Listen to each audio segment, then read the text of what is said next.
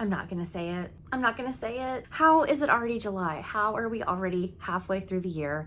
I said it. It had to be said. I feel like you can't film a mid-year book video without acknowledging that the middle of the year has come and we are all shocked. Anyway, hi guys, my name is Heather. This is my channel, Books and Heather. I'm so glad that you're here, and let's talk about some of the realizations I have had now that we are halfway through 2025. How am I doing on my reads? How am I doing ratings wise? That sort of thing. We're gonna go through all of these mid-year freak out book tag questions, as well as me giving you just a few little stats at the beginning because I think they're interesting. If you don't know, my goal every year is to read 75 books. I usually hit right around that, but I'm actually on track to read more than 75 this year, which as a teacher who struggles to read during the school year, this is pretty shocking to me. So I have read 45 books, which puts me like pretty far ahead of where I need to be at this point. So 45 books, and my average star rating so far this year is a 4.05. Despite a rough reading month in June, this is shaping up to be one of my best reading years yet, and I can't say that I'm mad at it. But without further ado, let's get into the actual book freakout tag questions, and I will put them all down below in case you are interested in also answering them, or if you just want to answer them in the comments. I would love to know your stats and kind of what you are thinking as you have approached the midpoint of the year. The first question that we're going to talk about is best book of the year. And when I was looking at my 5-star books, I was actually kind of shocked when I came to the realization that this has been my favorite book of 2025 so far, because I wasn't expecting it. But I really do think that my favorite book I have read this year has been First Time Caller. It's rare for a romance that is not written by Abby Jimenez to be at the top, especially at the top spot of all of my books, but there is just something so special and charming about this book. Whatever she put in it was just addicting. I fell in love with both Aiden and Lucy. This is a radio talk show romance, and there's so much more to the story than that, but it really is just by far one of the best romances I've ever read. I can't wait to continue the series when she releases the next one, which is called Now Back to You, I think. And she also has a holiday romance coming out in October. BK Borison can do no wrong in my eyes. I love her dearly, and yeah, this really has been my favorite book of the year so far. Shocking. Now, some of you might have thought that this next one was my favorite book of the year, but I saved it for this prompt, which is favorite sequel of the year. My favorite book in 2024 was A River Enchanted by Rebecca Ross, and my favorite sequel that I have read so far has been A Fire Endless, also by Rebecca Ross. This is following quite the cast of characters. We have Jack and Adira. We also have Torin and Sidra, and they live on this island that is very Scottish inspired. People wear plaids and kilts. There is a mystery that we are solving in the first book where girls are going missing from the island, and Jack must return home from the mainland and use his skills as a bard and commune with the spirits to find out what's happening with these missing girls. There's also politics, as the two sides of the island are rivals and they are constantly at war with one another, and family secrets are revealed. The relationships, both friend and romance and familial, in this story are all so captivating, and I really can't say enough good things. I've got her next adult book, Wild Reverence, as an ARC from NetGalley, and I am like both so excited and so scared to read it because I don't know how it's going to top this, but I know that she has every capability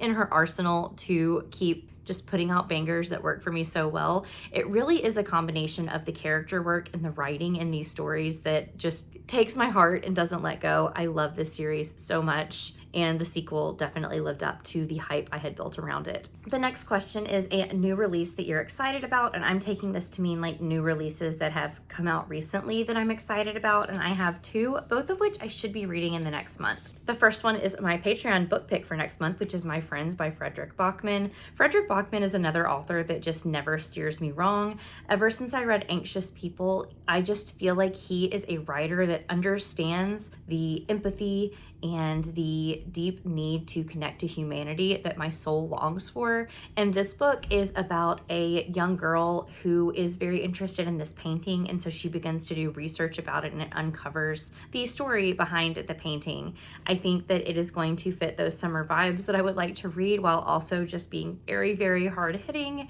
and probably making me cry, because I have yet to read a Frederick Bachman that does not do that. Another new release that I am so excited to get to also very soon because it's my in-person book club pick is Atmosphere by Taylor Jenkins Reid. We've got space, we've got the 80s, we've got a little bit of a romance going on, and underneath all of that, I know that we're just going to have beautiful writing that again explores humanity because that is what TJR does best. I can't wait to dive into this. I feel like I'm going to tab it, annotate it, have the best time, and that we're going to have a very, very good discussion on this book at in-person book club. I'm so excited to get to it. Okay, the next question is the most anticipated book for the second half of the year. I have two that I'd like to talk about. I already hinted at the first one, and that is Good Spirits by B.K. Borison. This is the first in her kind of ghost-related romance series, I believe, and we're following a girl as well as the ghost of Christmas Past, and this comes out in October. Again, both the seasonal reads from B.K. Borison as well as a romance from B.K. Borison. What could go wrong? I'm going to love it. And then the second one that I'm the most excited about is The Strength of the Few, which is the sequel to The Will of the Many by James Islington. I loved The Will of the Many. It was an almost perfect book to me, and I really think that there is so much room to explore the just total mind explosions that we dealt with at the end of book one. I can't wait to see where our characters go. I can't wait to see how the magic and sci-fi elements develop over time, as well as the politics and the magic system. There is so much left to learn and so much left to unearth in that series, and I cannot wait to get my grubby little fingers on it. So yeah, those are my most anticipated books of the rest of the year, I do believe. Okay, my biggest disappointment, y'all are gonna think that I'm a hypocrite because I did like this book. I just didn't like it as much as I thought I was going to like it. I'm scared to even hold this book up. Okay, so a 5-star prediction for me was With a Vengeance by Riley Sager, and I ended up only giving it 3.75 stars.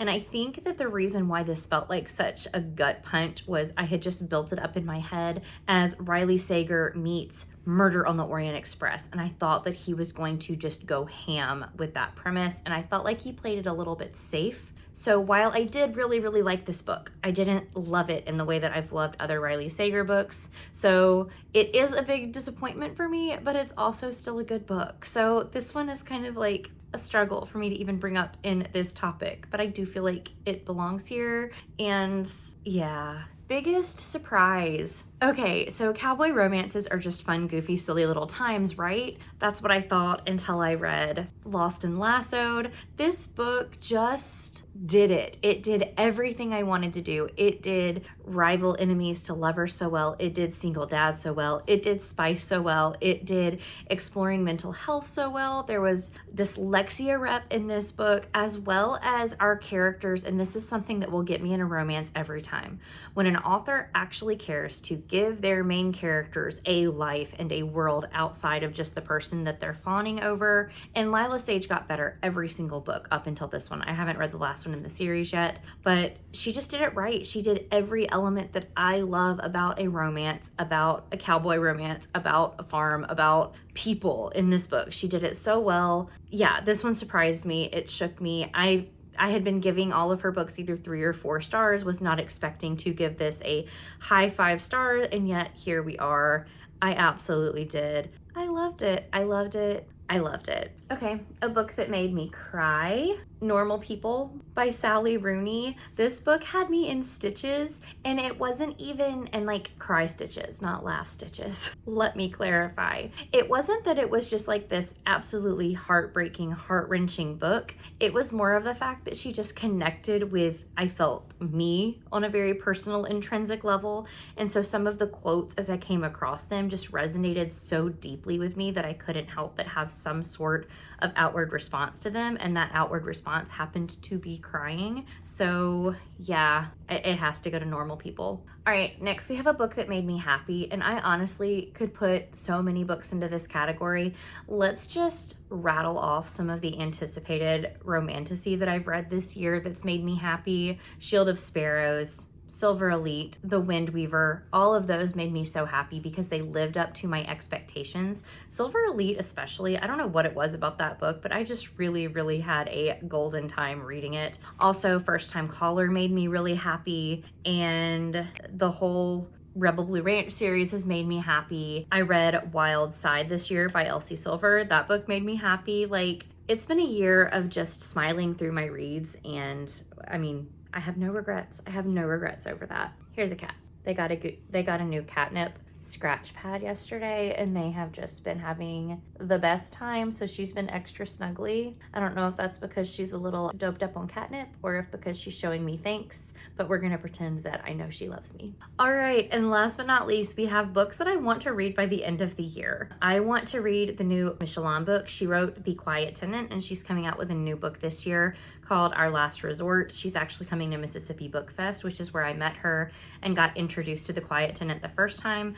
And so I would love to buy her book, get it signed, talk to her again at Mississippi Book Fest this year. I would also like to finish the War of Lost Hearts trilogy by reading Mother of Death and Dawn.